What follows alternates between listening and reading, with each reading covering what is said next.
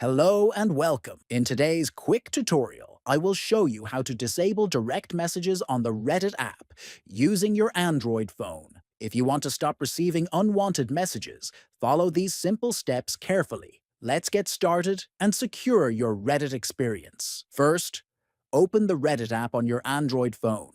Next, tap on Profile icon at top right corner. From the drop-down menu, tap on Settings. Inside Settings, locate and tap on Account Settings. Keep scrolling until you find Chat and Messaging Permissions and click it.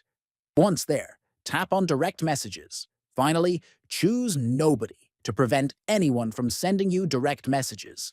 This will effectively disable direct messaging on your Reddit app. To summarize, by following these steps, you can easily control who can message you on Reddit and enhance your privacy. Thanks for watching, and don't forget to subscribe for more helpful tutorials. See you in the next video.